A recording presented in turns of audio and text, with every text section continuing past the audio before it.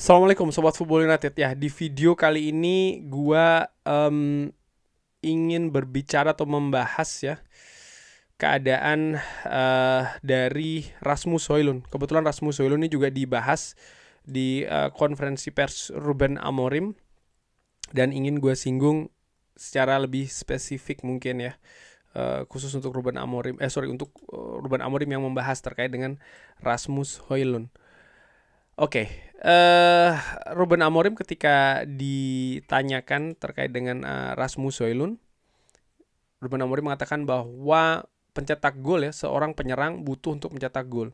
Kita berusaha untuk membantu dia. Dia juga sangat mencoba. Kadang-kadang ketika Anda ingin mencoba sesuatu sangat keras ya, ini bisa jadi buruk. Dia lebih bagus dalam situasi one on one.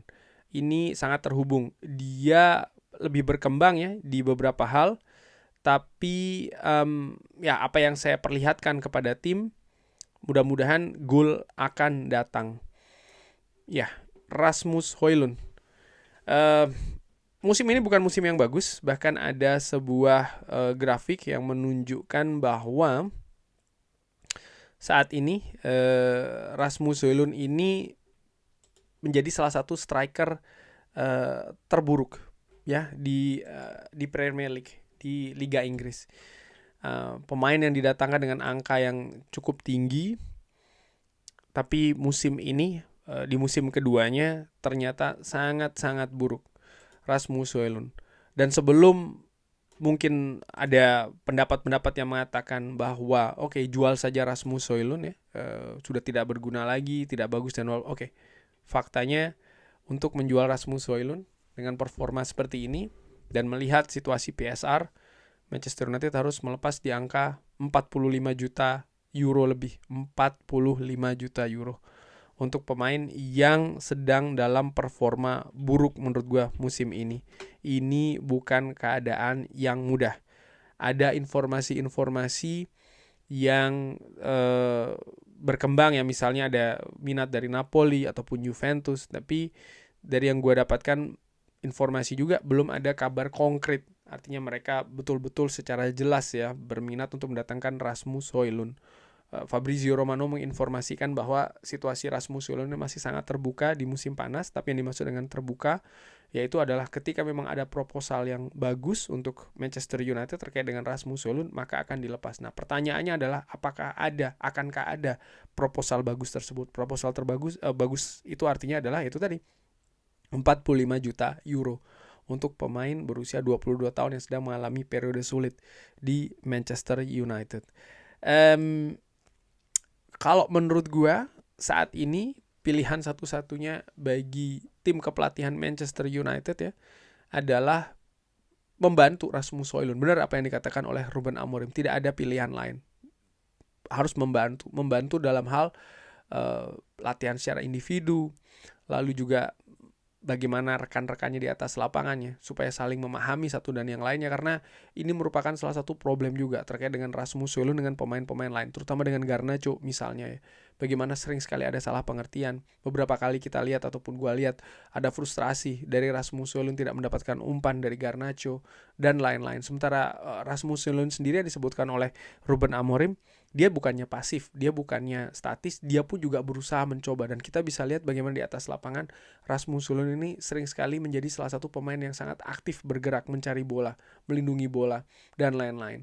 Gue secara ringan amatiran menilai bahwa permasalahan dari Rasmus Højlund ya, ini ada dua hal, teknis dan non-teknis. Tapi kalau melihat saat ini, keadaan saat ini, lebih banyak non-teknisnya dibanding teknis. Mungkin Sobat Football United yang bermain sepak bola, terutama di posisi penyerang ya, ketika gol itu tidak kunjung datang, padahal berusaha untuk bekerja keras di atas lapangan, sering sekali ada rasa frustrasi. Dan bagaimana pengelolaan rasa frustrasi, ini sering sekali juga terkait dengan motivasi dan karakter. Kadang ada juga pengalaman yang bermain di sana, di mana pengalaman tersebut bukan hal yang dimiliki oleh Rasmus Højlund menurut gue. Sampai dengan periode di Manchester United ini menurut gue ya, artinya ketika dia didatangkan dari Atalanta, Rasmus Højlund cenderung memiliki karir yang bagus-bagus aja. tidak dalam keadaan yang sulit seperti ini. Menurut gue, dari yang gue ketahui, dia ya tidak pernah, ataupun mungkin saat ini di usia yang 22 tahun ini ya, dia mengalami periode tersulit di karirnya. Nah sekarang, apakah ini berarti dia akan terjun bebas, karirnya selesai di Manchester United, tutup buku, dia akan tampil lebih negatif lagi dan lain-lain? Menurut gue tergantung bagaimana Rasmus Højlund mengelola ini semua. Bisa jadi musim ini dia akan tutup dengan angka gol yang tidak bagus, mungkin tidak sebagus musim pertamanya, tapi bagaimana dia menurut gue juga mempersiapkan ya hal-hal yang terjadi selanjutnya, ini juga penting. Artinya begini, dengan keadaan seperti ini, di mana konsentrasi dia? Apakah dia konsentrasinya saat ini untuk mengembangkan terus performanya di Manchester United, ataukah dia sudah mulai berpikir tentang pintu keluar? Nah ini penting menurut gue secara dengan amatiran. Ketika dia sudah mulai berpikir sedikit terkait dengan pintu keluar, maka sudah selesai. Tapi ketika dia masih berpikir bagaimana dia meningkatkan permainan dan lain-lain, ya menurut gue solusi itu bisa saja datang. Karena seperti gue katakan tadi ya, permasalahan mencetak gol di Manchester United ini tidak semata-mata permasalahan dengan penyerang. Bagaimana keadaan di atas lapangan, bagaimana kualitas juga pemain-pemain yang membantu lini serang Manchester United, di mana saat ini gue nilai itu masih belum maksimal, itu masih belum optimal. Keadaan dengan Garnacho tadi gue sudah sebutkan. Lalu juga bagaimana wingback, kualitas umpan-umpan dari wingback, dari Dorgu, dari Dalot. Lalu juga support dari lini tengah, Bruno Fernandes misalnya, selalu ada kerancuan menurut gue. Ketika Bruno bermain terlalu atas, terlalu naik, maksud gue sebagai lini depan, sering sekali lini tengah ini tidak memiliki fungsi yang bagus. Ketika Bruno di drop di lini tengah, lini serang Manchester United sering sekali kekurangan kualitasnya. Jadi Manchester United juga butuh penambahan kualitas di posisi-posisi tertentu supaya kualitas lini serangnya pun juga lebih bagus lagi. Jadi gue secara ringan amatiran tidak 100% menyalahkan Rasmus Højlund dengan penampilan yang buruk ini, tapi ya ada hal-hal juga yang harus diperbaiki. Manchester United ya memfokuskan lini serang untuk musim depan terkait dengan bursa transfer ya. Ada kemungkinan Manchester United akan mendatangkan striker baru lagi ya, dan menurut gue ini juga penting untuk dicerna oleh pihak Rasmus Højlund. Apakah dengan datangnya striker baru dari siapapun itu yang akan datang di Manchester United ini dinilai bagi ini merupakan pintu yang harus ditutup ya, artinya dia mencari pintu lain, atau justru ya ini sebagai konsekuensi, atau bahkan dilihat bisa jadi ini hal yang akan membantu performa dia di Manchester United selanjutnya. Jadi menurut gue masih sangat terbuka sekali. Gua sangat berharap ya, karena tadi dikatakan oleh Ruben Amorim juga bagaimana sang pemain ini bekerja sangat keras.